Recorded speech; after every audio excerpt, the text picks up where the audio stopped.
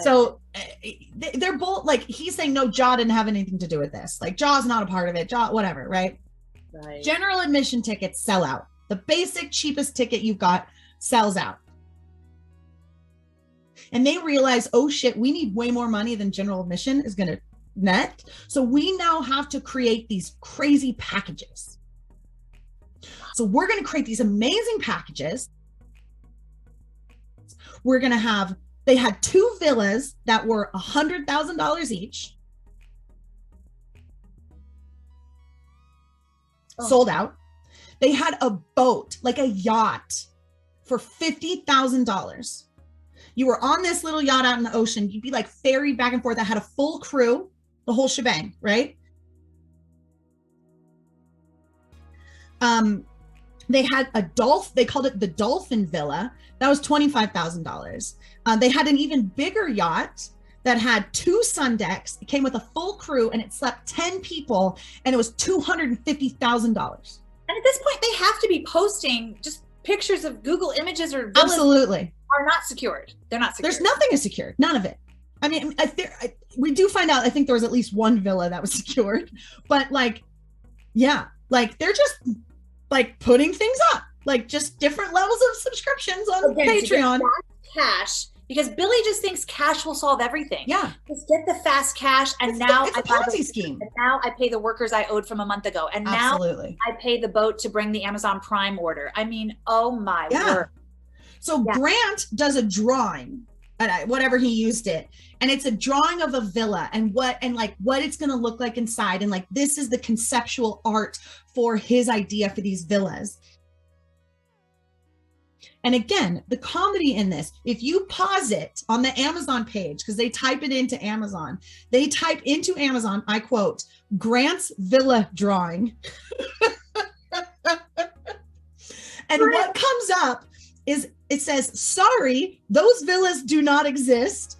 Try something like, and it gives 2 options. It says, check your spelling or move the festival to another location. That's what it says on the Amazon screenshot. So it's totally worth it, like I'm saying, to watch it and to pause it at these moments, because I don't know how many people saw that, but someone made it. And I so appreciate that you did, because I very much enjoyed it. Grant's villa drawing into Amazon. To me, this is just a cash grab. And I wrote villa cash grab. So we're getting thousands and thousands and thousands of email from people that are saying, where's my money? And it's like the vendors. Yes. Where's my money? We find out that there's been thousands of emails, and this came after the fact. But again, we're telling the story. So they're like, there were thousands of emails.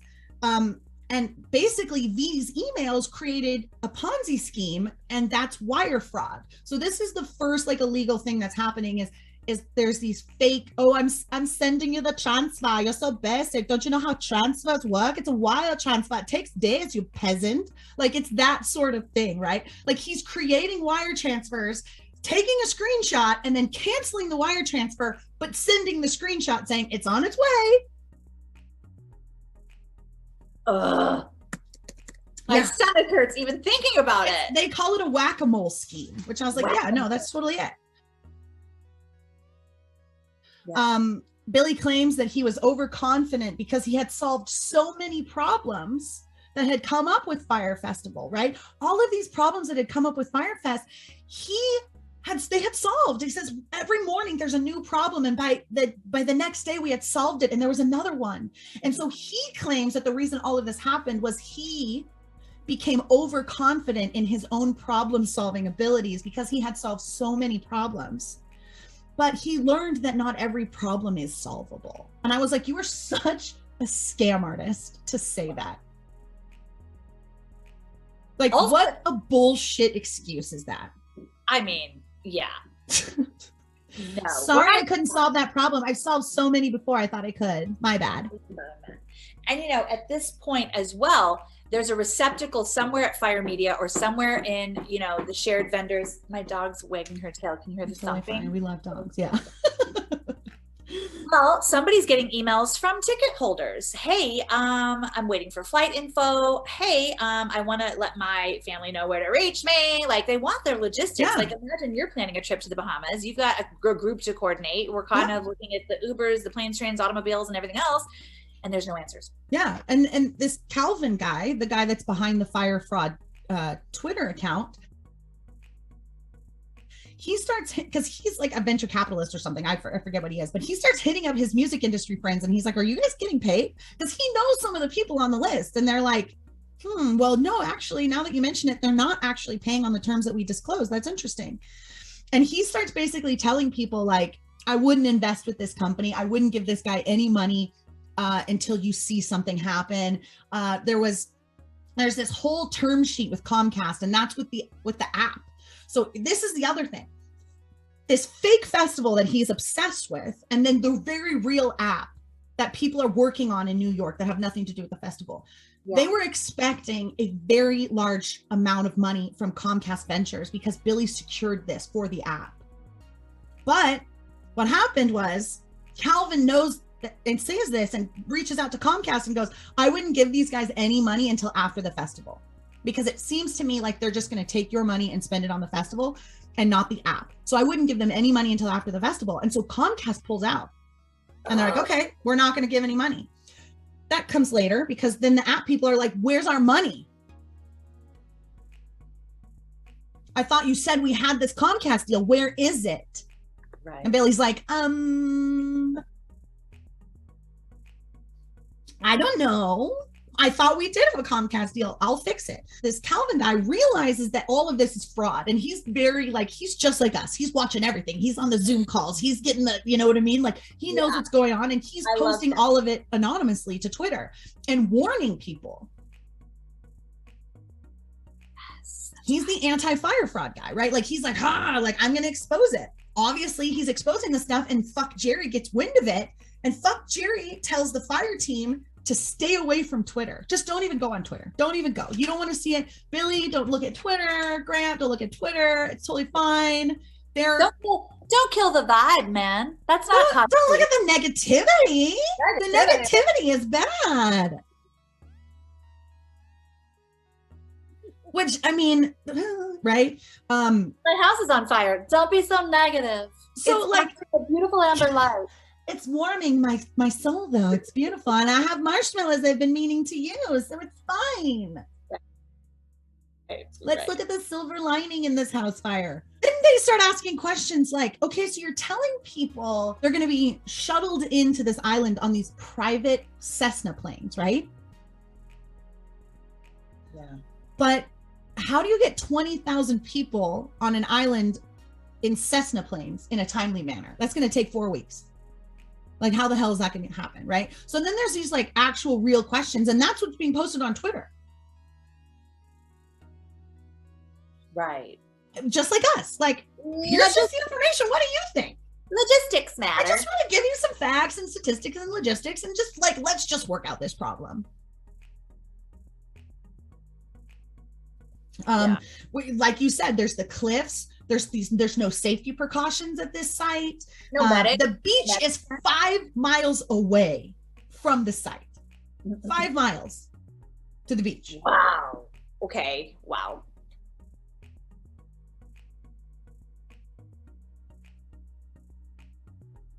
So no pigs, no beach, no jet ski. No pigs, no beach, nothing.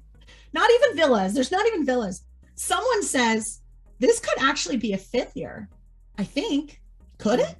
Mm-hmm. So there's a lot of like foreshadowing into, I think we started to realize this wasn't going to happen. But again, like everyone's so high on that dopamine and that FOMO and like, we're going to make this happen. It's going to be incredible. And everybody that's at the top that should be the ones concerned are like, we'll figure it out. Let's have another shot. So vendors start dropping out because they're seeing this stuff on Twitter, and vendors are dropping out and they're like, no, we're not going to do this. And Calvin feels like he's going crazy because why aren't people actually paying attention? And he reaches out to the Wall Street Journal and they write an article and he's like, finally. And all it does is Streisand effect Fyre Festival. And it creates a social media blitz. More people know about it now. More people are interested. They don't even give a fuck. They're like, there's a festival happening. I'm free in April. I got money to spend. Oh my God. Birkenstocks. Let's go. Right? But this also brings the haters, right? Yes. So this, not only are we getting all these people that are excited and have no idea that it's happening and oh my God, where do I buy tickets? But we get the haters too, right? That's us. And they're leaving quote unquote distasteful comments. And fuck Jerry is on overtime, deleting negative comments from social media about the Fyre Fraud. Like, someone says, if you're asked as a social media company to start deleting things, that's a red flag. They create flagged words for their Twitter account to just hide anything with like artist, drop, fake, performer, info, flights was flagged. Fraud was flagged. Stupid was flagged. Scam was flagged. Festival was flagged. They just wanted emoji comments at that point. I mean, tell me, Jerry Media was a part of this. Like, don't even tell me that they were just an innocent victim. They could have at any point said, this is a scam. We're not interested at all. Gosh. Now I need to watch the other one and see what they say. But questions would get you blocked. What does that sound like? And then Oren says that not only did he have to create that flagged list in Twitter regular, but Grant doesn't understand case sensitivity and demanded he also did in all caps version, just in case. This technology superstar doesn't understand case sensitivity. That's a red flag. That's huge red flag as well. Aren't you a tech savvy developer? Yeah. And Calvin is screaming at the top of his lungs and he feels like no one's listening to him. Delroy back on the island overhears Billy on the phone, like begging for more money from the investors. And what he does is he creates a false spreadsheet with all of these fake musical acts and fake payments. He's got Jamie Foxx on there saying that he was paid $360,000. He's got Ellie Goulding on there saying that she was paid $400,000. He has Lil Wayne on there saying that he was paid $500,000. None of those things are real. But this fake document secures more investments. Where are we now? Are we like in February, March? Like we're like a month and a half out. And I think what the documentary does so well is build to that. You're building to this, like you're sitting in your seat, like feeling the feels of anyone stressed about this or anyone at all concerned or anyone numbing out and, just kind of in a chaotic spiral. And it continues to pile on and you're just like, what else could go wrong on this thing that was not supposed to go wrong with anything? And it's just like more and more and more. They talk to Billy about this fake spreadsheet. They say, what is this? And he says, and I quote, every artist in materials that we created as a team was on the platform. And they're like, what does that even mean? And he reiterates and says, yeah, every artist was on the platform. And it's like, but they weren't, no one was ever booked. But he's saying this, that no one was ever booked. Also claimed, as physically was supposed to be in the Bahamas. These fake claims to get investors, again, like Anna saying she's got this German or this whatever German bank account that's got a trust fund in it. The same, like call the guy and I'm on a voice changer in the other room being like, yeah, I'm the German guy and it's true. Like, you know what I mean? Like, come on. He claims he has over $2 million in Facebook stock. Like, don't even worry about it. I got $2 million in Facebook stock. Like, we are golden. In actuality, he had just over $1,000 worth of stock. That old rube. Yeah. I mean, so he does all of this, right? He gives all this fake information to this investor on the phone, and the investor gives him $800,000. So we're still floating. We're still afloat. And you know what he says? He gets off the phone and he goes, let's go jet skiing. He just secures almost an additional $1 million of funding and he goes jet skiing instead.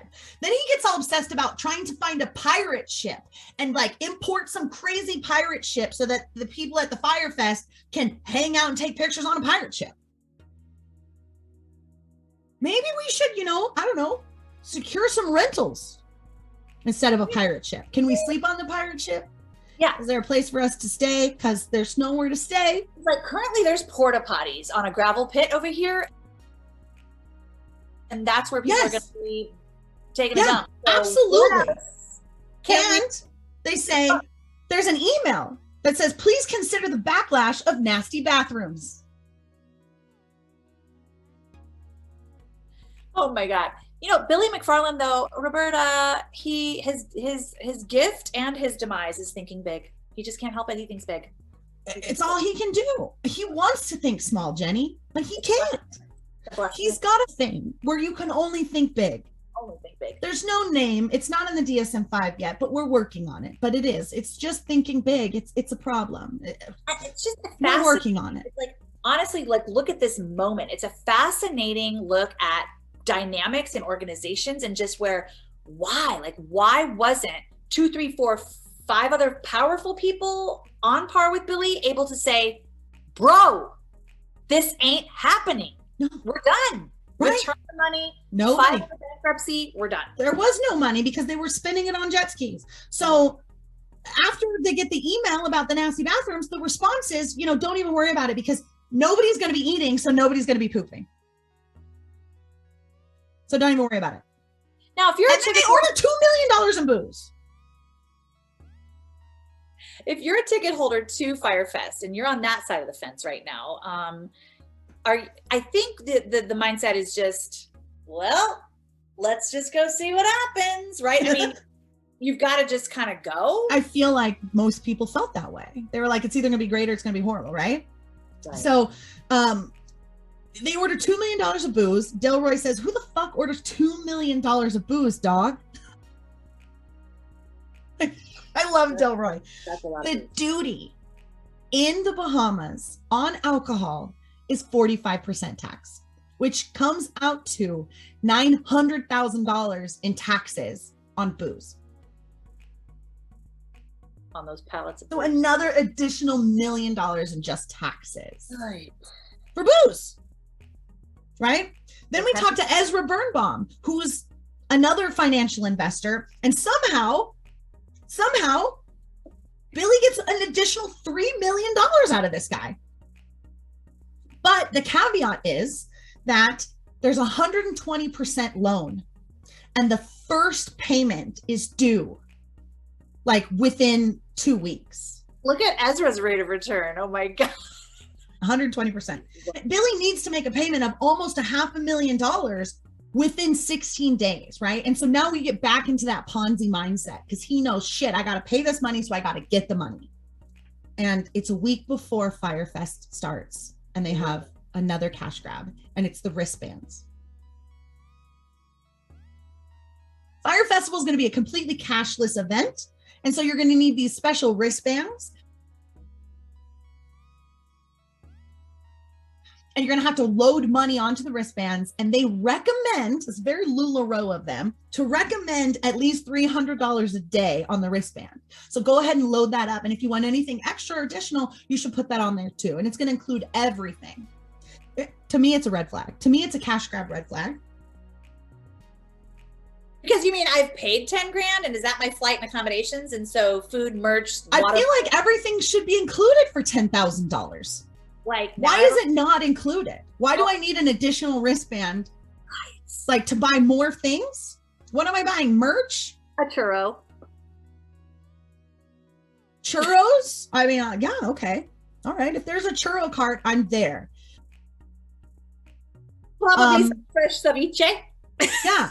So then they use the little ceviche right out the ocean, salty. And this is probably why people fall for them. Billy's scams fall within the realm of believability. And I put underneath, in quotes, legitimacy, which is what MLMs do, right? The realm of believability. Like it's just wild enough to be like, I think that might work. It's just crazy enough to work. So the interviewers ask, because this is the glaringly obvious question I had as well. Yeah. Did the decision to make the wristbands and have people upload cash have anything to do with your loan to Ezra Birnbaum? And Billy's like, and doesn't say anything. Like, just sits there like just dumbfounded, like wide-eyed, like, I don't know. The wristbands alone raised $2 million. Roberta. I don't know the number. Like, how many people were attending? 100? They said 20,000. They said that there was going to be 20,000, but I don't believe that. I don't know. But they had 2 million in capital from the wristband. 2 million in capital. We're now 7 days out. And this is when shit really starts to really get real. The universe is like, hey, Billy, we've tried to warn you. We sent you Delroy. We sent you all these people. We told you the regatta was coming. All of these things. We've given you all these reasons to cancel, and you still won't cancel. So 7 days, 1 week out, the cops shut down the job site because Fyre has not paid the national insurance. They haven't paid their insurance bill. So the cops shut down the job site. They're already pressed for time. They're already way behind schedule, and they get shut down until they pay. They have no radio communications. They can't talk to anybody. They have no radio communications. They can't get the music to work because they also didn't pay their customs bill. That's in the other documentary. There's the guy that's like, I suck dick for a bottle of water. That was that guy, right? That they had to get the water because it was all stuck in customs. So that story loops into that as well. That's the Fiji water here, man. By any means necessary. Yeah, that is epic. But also, like, there is enough infrastructure that things could have happened, but now we're not paying people. Right, we're not paying people. There's also like the exploitation of all these workers. There are people whose whole lives at this point are sweating and getting no sleep trying to put this thing together. And for what? That it's just It's at the 7-day mark. They say this isn't going to happen. We don't have enough accommodations for the number of people that are coming. 5 days before the festival, the contractor says, I need more time. And they say, you don't have any more time. Sorry. 4 days out, the Fuck Jerry team is still actively promoting the festival. 4 days. Like, see you in 4 days. Gonna be so excited. And Orange shitting his pants. Right. He's like, what? This is his campaign. He's like, why are we still, like, this is not going to happen. From that moment until it shows up, right? People are freaking out. People are like, the people working on it, they're having mental breakdowns and panic attacks, knowing this is going to be a giant shit show. The night before, God intervenes and there is a torrential monsoonal downpour. Hold up, back up, because what have we put out on the gravel pits in terms of where people will sleep? Nothing. Like, literally, it's FEMA tents and nothing is even packed. It's like these white FEMA tents.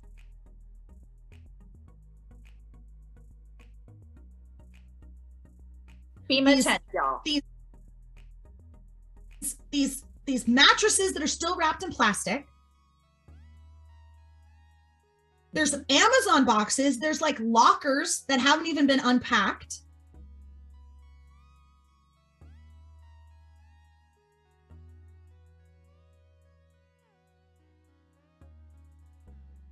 Everything is just like sitting in a pile. It's like when you move into a house and you're like, all of that will eventually go over there, but like, I don't have time. Like, it's that sort of thing, just boxes and boxes and boxes of stuff. Yes, just sitting out, roughly put together. FEMA tents. Yeah, and like IKEA bookcases.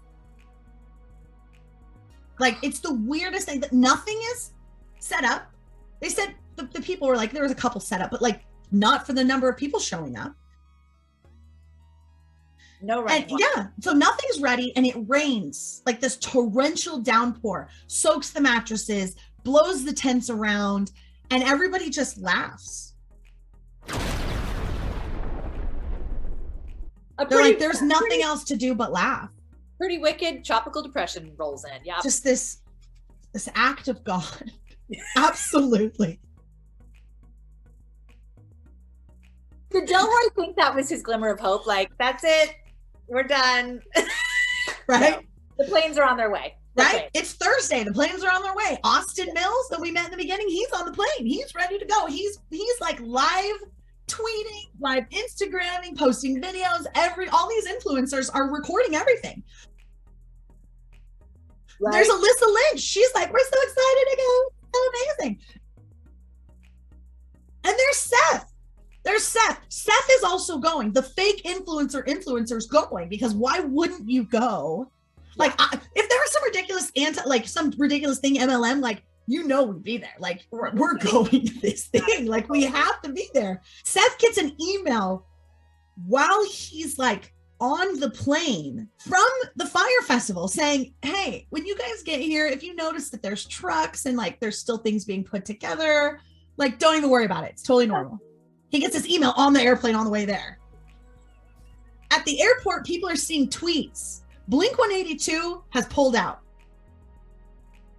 They're not showing up. They say, we don't have the equipment to put on the show that we are accustomed to giving our fans. And because we cannot confirm this, also, I don't think they've been paid, obviously, but because we cannot confirm that we have everything we need to put on the show, we will not be going.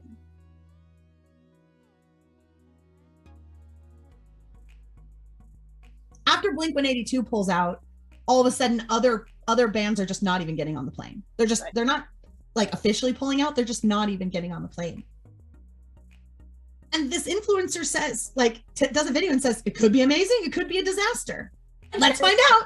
Documentarians must love now that there is actual just constant video footage. There's too much content really to put together the storyline. So I love how they juxtaposed, hey, like the little bit of excitement, like we're traveling with friends and some fun stuff, to the like wind blowing, scaffolding falling, everything's a mess. The juxtaposition is so it's like, why do you still go at this point? Is it like morbid curiosity? Are you hopeful? Is it the sunk cost because you've put $25,000 into this trip? Yes. I mean, and you're not going to get your money back, so you might as well go to the Bahamas and see what's up. You quit your job. You quit your job. You sold your apartment. You sold your bed. You've been sleeping on the concrete. Like, verbally abused you for like spending the cash. Right? Like, absolutely. You can't not go now. We're going. We committed. Like, and also, it's all going to work out. It's all going to work out. Positivity. It's totally fine. Just think positively, and positive things will happen to you.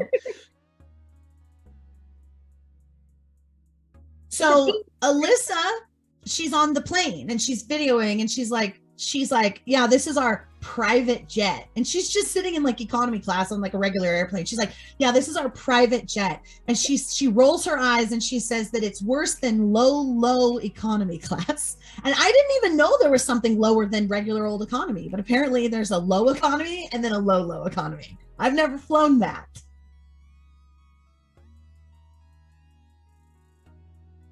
I mean, according to her, but now like, after we kind of paint this whole thing, like we talk about this next chapter here, we do need to talk about like the demographic. I mean, absolutely, that's up here too. Concert goers were not getting a ton of sympathy in the media. I'll tell you that. No, there was no sympathy, and they are victims. But at the same time, it's like poor little red boy kind of thing, right?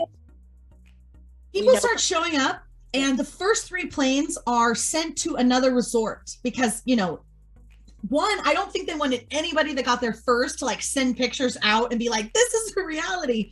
Yeah. They needed to get more people there. But the first 3 planes are sent to another resort, which we meet that resort in the other documentary.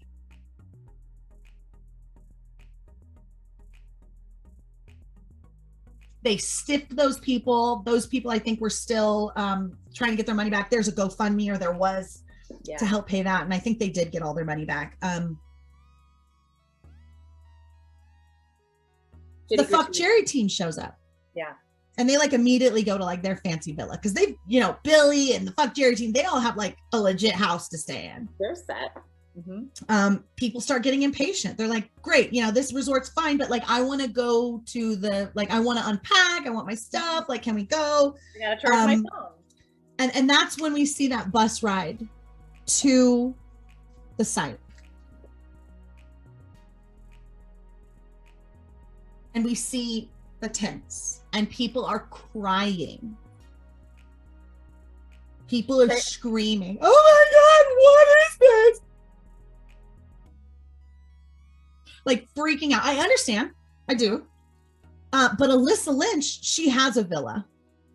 And it's like major boss babe vibes. And she's like talking, and she's like, we felt like so bad. Like we had a villa and we felt really bad because like everyone else had these tents. And then it shoots to her dancing around in her villa, like, wow, this is amazing. And I just thought that was really funny. She's like, we felt so bad. And I was like, it doesn't look like you felt that bad.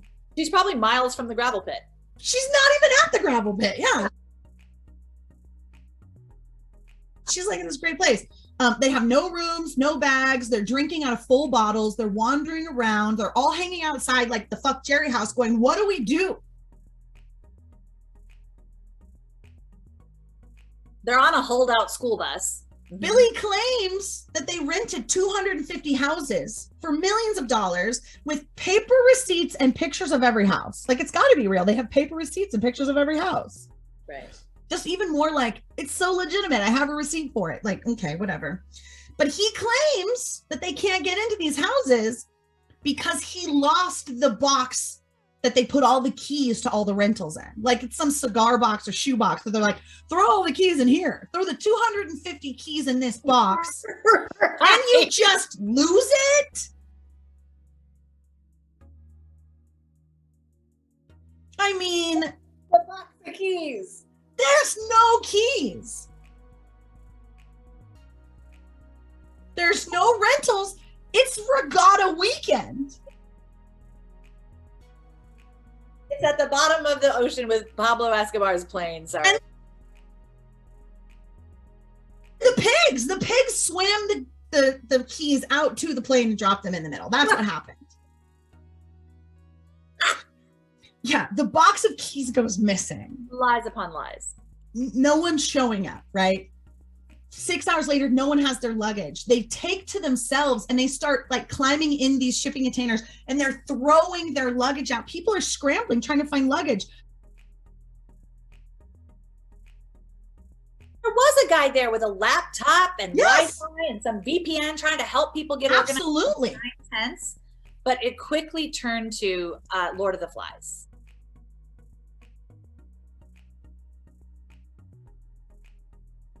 Absolutely. Like this guy, he was like, we got like 400 people tents and we're working through this, like there's like 600 people standing outside and he's like, we're getting through it and it's great. And then Billy hops on this table and he's like, everybody just find a tent, and like fucks everything up, all of our organization, and it's complete and total chaos. And again, like I'm there, like I've paid what, $3 grand or $7 or $10 grand. It's more than that. I've got my carry-on bag, or I've got what I feel, but I'm standing in the frickin' sun after a rain-soaked storm and wind-blown everything has kicked up, and I'm waiting to be assigned a tent that I can see has no furniture, no door, no bathroom. Yeah. Please.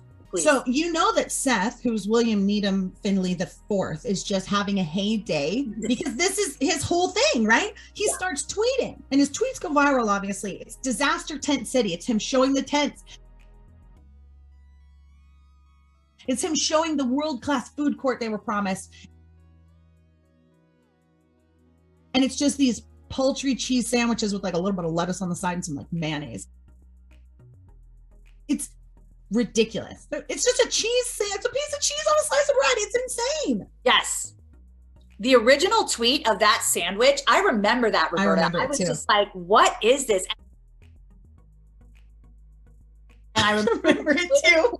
Putting on the news and being like, let's find out what's happening. Let's find out what is happening after these people invested their time and money into going to experience. And I have to let you know that the original tweet references, this is Steven Starr's First Class Catering. Steven Starr is an American restaurateur, former entertainment promoter in Philly, owner of Star Restaurants. This is like your Michelin level chef, right? And so I'm talking cheese, Wonder Bread, wilted lettuce, styrofoam. Yeah, with like a little like pithy tomato slice. I don't think it got better than that. Oh, that rocked the world. Okay, so go on. Yeah, right? Billy's lawyers, this is so great. So people are going crazy, right? Like Twitter's breaking down. People are sharing, retweeting. There's so many jokes. Like it is like the memes alone, right?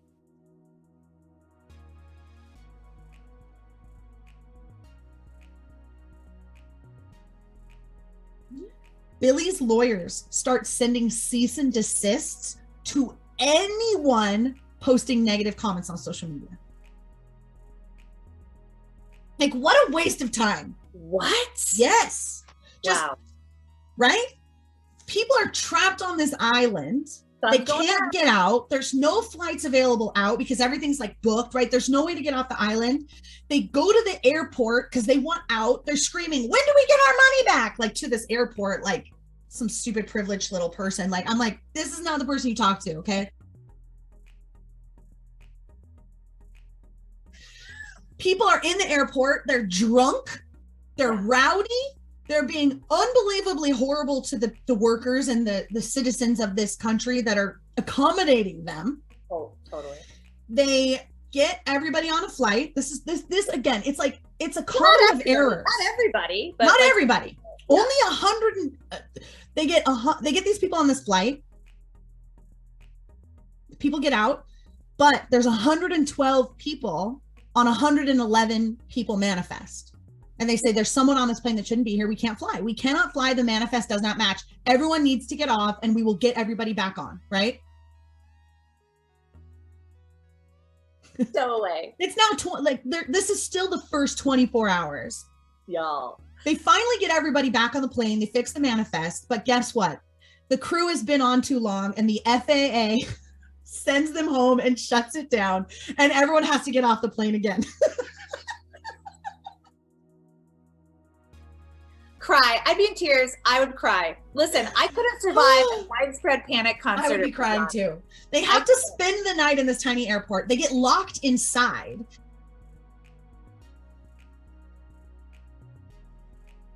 And the crew's like, we weren't going to let them just wander around an airport. There's fuel tanks. What if they go outside to smoke and blow the whole place up? No, we locked them inside for safety. Like, duh.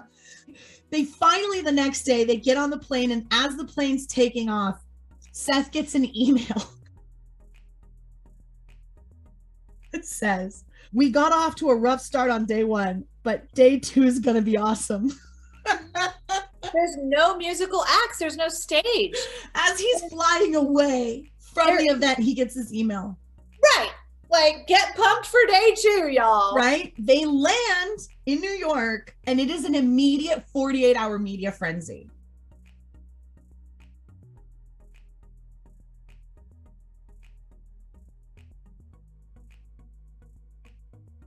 It is like the best schadenfreude you could ever want. The memes alone, like I said, are amazing.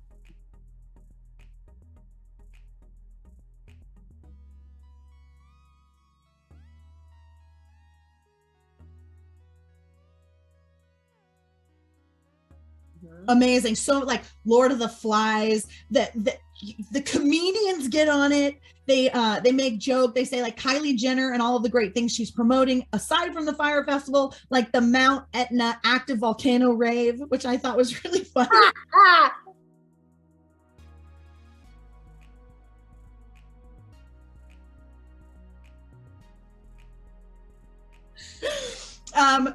Trevor Noah, this was the one that like made me laugh out loud. He goes, white people love camping unless it's a surprise.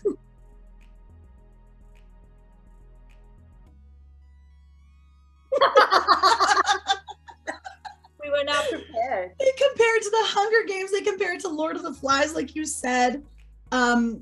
Within days, there is a drafted complaint and a $100 million class action lawsuit with 4 counts for Billy of fraud, negligent misrepresentation, breach of contract, and breach of the covenant of good faith and fair dealings. And they say you need to pay back the victims. Yeah. Like that's what we want here. We want And restitution. now you've got the sunk cost of what you invested in your whole life, not just the ticket price. Now you've got just the time off work or whatever, There's ripple effect. You've got getting there, kind of being traumatized a bit. Overnight, if you stayed overnight, you're in the dark. You don't have a phone now. There is no food. There's not. Think about all the people that are still there. Yeah, still there. And just, y'all, like that is some serious stuff. In terms of this experience has not only just taken for our benefit, a comedic turn, but absolutely what so much loss. So as far as the lawsuit, I don't even think it covered pain and suffering, but no, it definitely absolutely not. There's financially already accumulating members for the class action lawsuit. Yeah. But then we've got the Fyre app team back in New York who are like, yeah, no, we're not a part of this at all. Like, no, we're the web developers. Like, we're the app people. Like, we thought this was ridiculous. No, we don't want to be any part of this. And they draft this email to Billy, and they have this list of demands. They want to separate themselves from the event and the tragedy and the ridiculousness. And they say that their first demand is that Billy immediately fires Grant because he's ridiculous. And they don't like him and they don't want him. And that's like the main thing. There's a call that is recorded between Billy and the employees. They ask about the Comcast investment. They're like, what is this? Why don't we have this money? Yeah. And, you know, he told them, well, I don't know, like we've got 20 million in investments coming in. We're going to be fine, even though there was nothing. So he's even lying to his employees and frauding his employees, being like, just keep working on it. It's coming. Yeah. Gaslight. He then wants to talk to some movie producer and do this recovery documentary and like make it better. And like, it's all ridiculous, right? It's all ridiculous. He meets up with Ja Rule and says that they're going to start planning Fyre Fest 2018. The big idea is just don't stop rolling. Right. We're just going to keep going. Whatever it happened, it's not that big of a deal. We're just going to keep going. The FBI then arrests Billy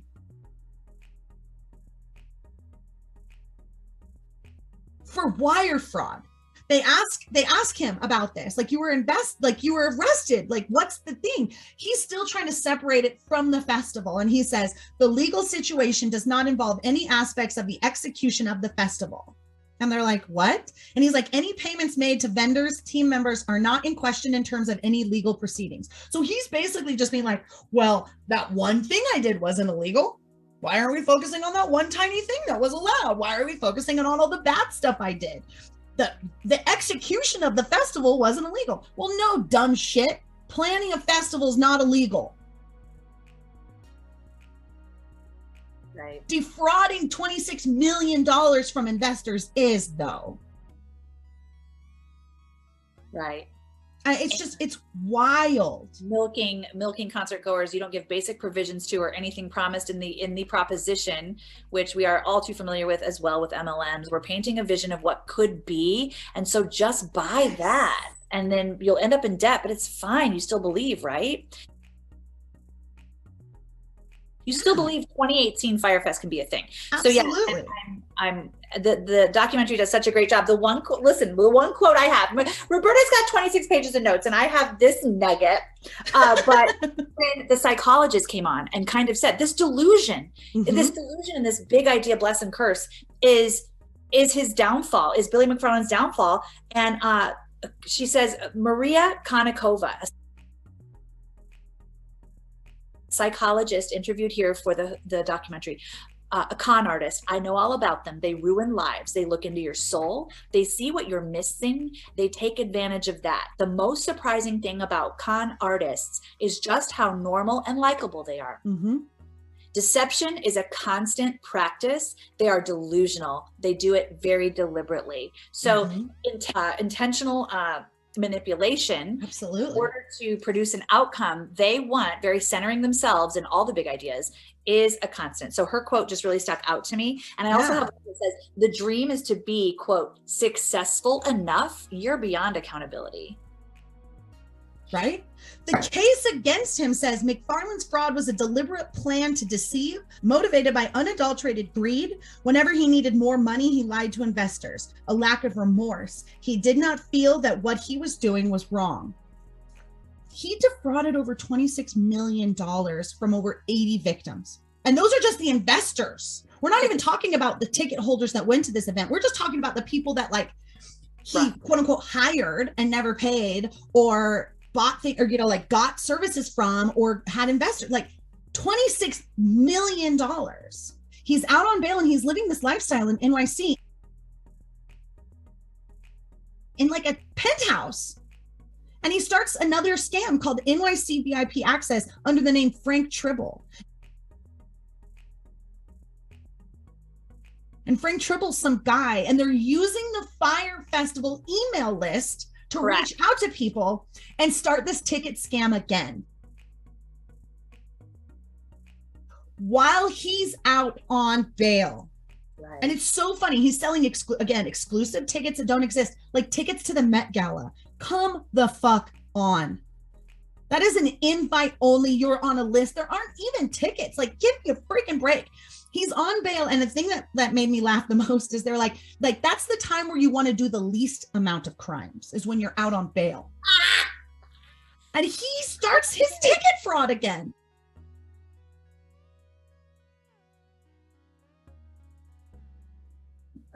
Right. And he is selling tickets to Burning Man and Coachella. Oh, I thought we were going to leave them in the dust. No, we're going to capitalize on that entire image. Yeah. They talk about this compulsion to augment the truth. Like, Billy is such a scammer. They say, has anyone ever called you a compulsive liar? And he says, and I quote, I've been called a lot of things since the festival. Like, so we're like, he's like being like, just since the festival, like, you've been called this, I'm sure, your whole life.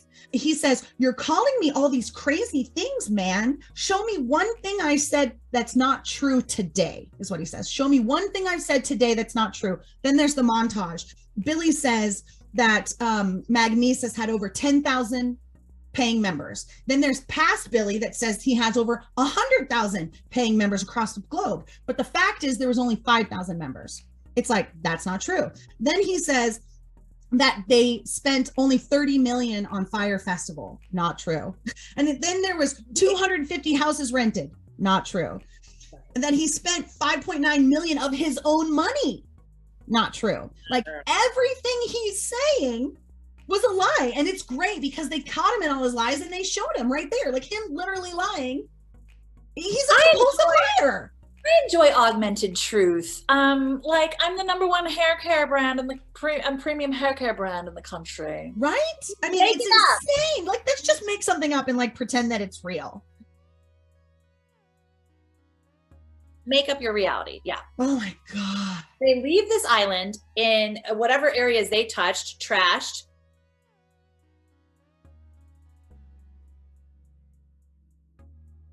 Underserved with financial compensation.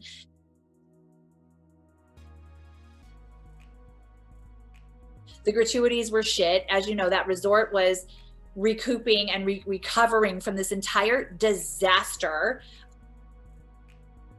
I would love to see a documentary that just kind of interviews, 20, 25 people that attended, actually stayed in a FEMA tent, actually take us through the anxiety. I would love to talk to somebody like that. If anybody knows anybody, I would love to talk to them. I know. Because people made it back. Everyone's fine. There was no, lives lost, but I just saw a quick, and I know that you probably have the rest of your notes, but the class action lawsuit, I was just seeing a headline in July 2021, Roberta, as far as that goes. Ticket holders to the 2017 Fyre Festival fiasco have seen their proposed payout, and it is slashed. In April of 2021, the settlement was maybe going to have up to $7,000 returned to each member for pain and suffering, for sunk costs, for all the things. And it was slashed down to $281. From $7,000. According to court papers filed in New York last week, every single participant in that class action lawsuit, I received more from Six Flags organization in a class action lawsuit about using my biodata thumbprint to get into their parks. The LuLaRoe lawsuit had a higher restitution payment. That is trash, and that is depressing, and that's sad, and they've just settled it 4 years later. Wow. Oh God.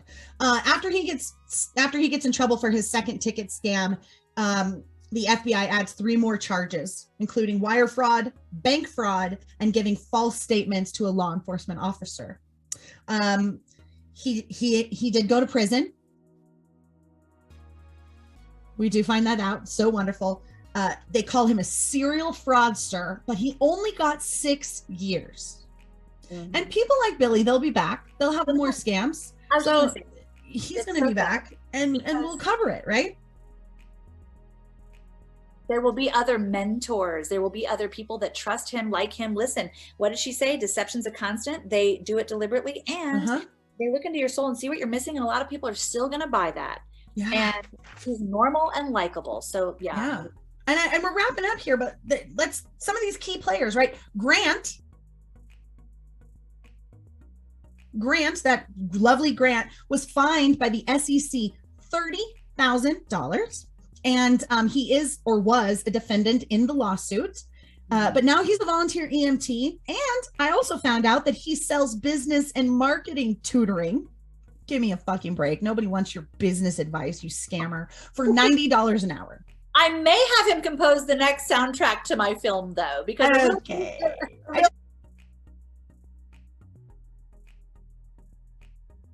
Jerry Media has a statement that says all actions taken by Jerry Media were done at the direction of the Fyre Festival.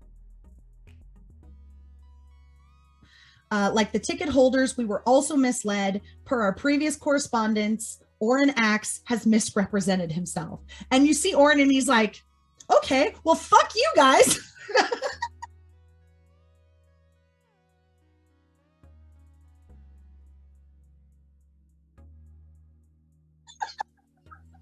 He's like, what?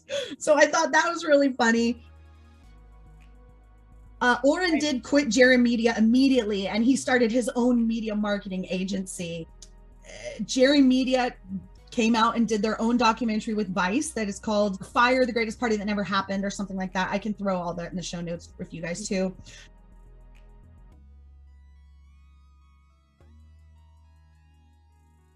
Yeah. Ja Rule was a defendant in the class action lawsuit as well. And then he went on a show called Drink Champs. Like once it was a scam, everyone called it Ja Rule's Festival.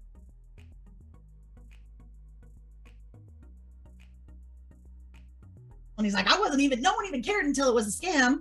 And even though he, in all parts of this documentary, like deny ever having any part of it, he says on this show, Drink Champs, while he's drunk, that, quote, it was my idea, my vision to do this. And now he's working on the new app, which is basically the rebranded Fyre app. It's called Icon with 2 N's on the end.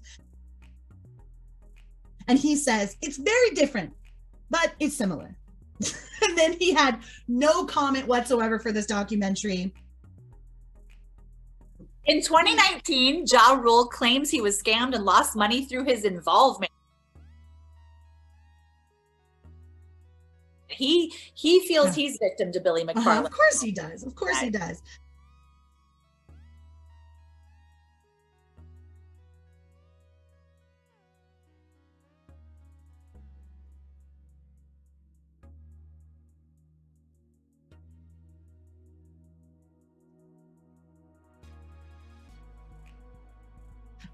Billy's in the pen. He's got this girlfriend. I don't know if they're still together, but they're doing this mail correspondence, and she's showing the letters. It's just such tons of love bombing. Like, don't ever leave me. I need a girlfriend when I get out. He tells her that he's had to take a shower in the sink in prison, that he's not having a great time in prison. And that he writes, quote, in the third person, Billy loves Anastasia, and then draws her little pictures. Which is just so infantile and gross. But we also find out that even in prison, Billy is quite the entrepreneur, and he is currently, or at the time, teaching classes in music entrepreneurship to the inmates at the prison. And I'm like, what are they paying him in? Cigarettes? Like, I don't know. Like, I don't understand. But like, Billy's got that hustle. He's always got that hustle. I think the smarter business idea is back to fixing crayons, honestly. I know, right? And then at the documentary ends with like Billy actually calling while they're interviewing the girlfriend. She's like, "Oh, it's Billy. Can I take this?" And it's like, I was like, we love an unexpected call in the middle of things, right? So yeah, so that's like the recap. Like I said, Dark Side of the Moon to the documentary. You could listen to Fyre this, app watch is it. defunct, right? Fyre Media defunct. Fyre Media is defunct. It is now quote unquote Icon that Ja Rule's doing. It's the exact same thing, but he's like, it's totally different, sort of. It Like, just totally the same thing. goes along with, and why I just am so passionate about exposing anything that's more image and no substance, is because that's obviously the makings of anybody getting scammed and fraud and grifted. And I feel like I do have some compassion for the ticket goers and for the hopefuls and for the, we are just going to live once. Like you said, it was the beginning of Trump's presidency. The world was changing. Things were in flux, and that demographic, that target audience has been marketed to since they were in the womb. I mean, absolutely. I love talking about scam content as well. I know MLMs are scams, but like, there's like, that's the thing, like watching this after knowing what I know now, like it was glaringly obvious to me. But when I watched it even 2 years ago or 3 years ago when it came out, it was not glaringly obvious. And I really like that education of being like, smells like a scam, definitely a scam. Trust your intuition. I want everybody to have that. Like everyone that listens to this podcast needs to have that scam intuition. And absolutely. I think even just sharing multiple scams and the juxtaposition of, oh my God, what does that sound like? I think it's so important for people to understand that scams, they're all the same. They just looked different. An MLM, a Fyre Festival, the Anna Delvey Foundation, like whatever it is, it's not real. It's not real. Even in the old days, remember, it was just like letters from some Nigerian prince in your email trying to scam you out of a Western Union.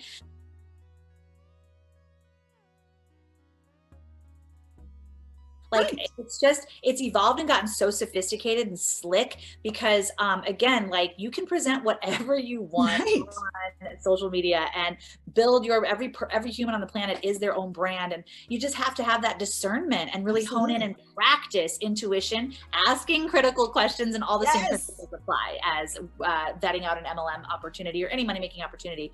I love that, and I love being able to talk about this with you because I know. The documentary and the team that you worked with was amazing. I did just check. And the other one, for those that are interested and want to binge Fyre Fest, Dumpster Fires, that is still on Netflix as well. It's still out there. Yeah. I'm going to watch it. Because I'm interested just because it's the other side, right? It's fuck Jerry. Fuck Jerry made it. And fuck Jerry was very, like, as we saw and listened to just now, very obviously in on this and very obviously like going along with it. And whether or not they were duped too, I understand. But like there was many people saying, I don't think this is going to work. And they were like, well, we'll see. Yeah. And to me, like that's collusion in the scam. Fake it till you make it is fake it till you make it. Absolutely criminal.